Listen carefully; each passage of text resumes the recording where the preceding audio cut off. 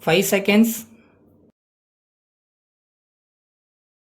Start. Ladies and gentlemen, I have great pleasure to be with you today to take part in the annual general meeting of the Indian Chamber of Commerce and Industries, Calcutta. At the outset, I would like to thank the organizers for inviting me to address this meeting. You are very well aware that our 5-year plans have given a big hope to our people for a better future. There are signs of development in our farms and factories. By and large, there has been a commendable display of mutual goodwill between different sections of our ancient society. I am aware that we are passing through a rather difficult period at the present moment, particularly in regard to economic conditions in our country. Unfortunately, agricultural production during the last few years did not show as great an increase as was expected at one time. As a result, there is shortage in food items and increase in their prices. We had a very bitter lesson from our experience during the last 1 year. First and foremost, efforts to increase agricultural production on a long-term basis deserve the highest priority. I wish to point out in this connection that our food production increased at the rate of 4% per annum during the last 2 planned periods. A significant feature was that in some parts of the country, an increase of more than 5% was achieved, while in some other parts, there was only an increase of about 1%. There is no reason why the high rates of growth attained in some parts of the country should not be achieved all over the country. The farmer has to be provided with all facilities such as better seeds, better manures and irrigation facilities. The government is trying to do its best in this regard. However, the agricultural departments in the states have to be much more active. They must have more accurate figures about the production of different crops. The government must not only work for the supply of all the facilities required by the farmers, but it must also see to it that they are fully utilized.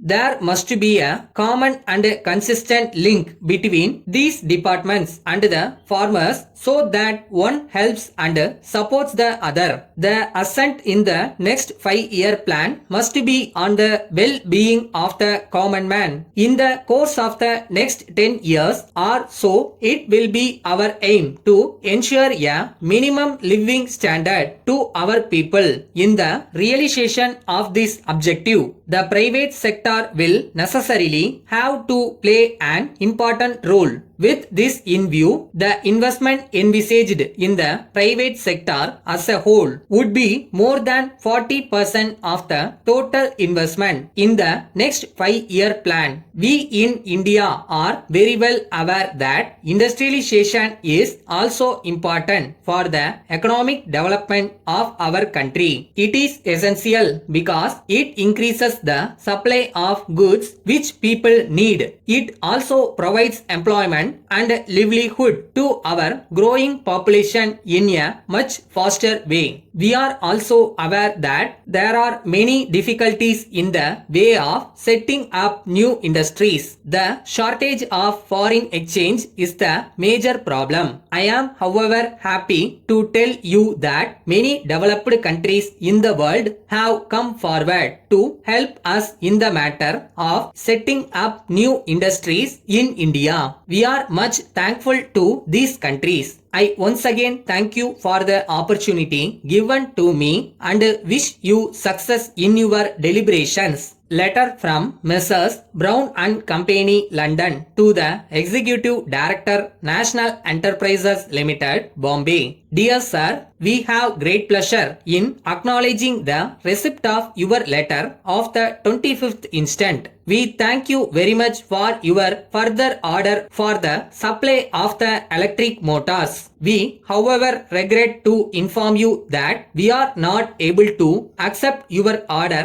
at the prices mentioned in our last catalog. This is because of the increase in the prices of raw materials in the recent times. We therefore request you kindly to consider all our previous catalogs as cancelled. We wish to state in this connection that we have informed our customers about the increase in prices by a circular letter dated the 22nd instant. But we find from our registers that your name is not in the list. It must have been omitted through some mistake on the part of our staff, for which we tender our sincere apologies. We now enclose a copy of our new catalog from which you will be able to see the correct price of the electric motors which you may require. We can deliver them at the shortest possible notice. We have every hope that this small increase in price of these motors will not in any way affect our business in view of their high reputation in the market. Hoping to hear from you in due course. Yours faithfully.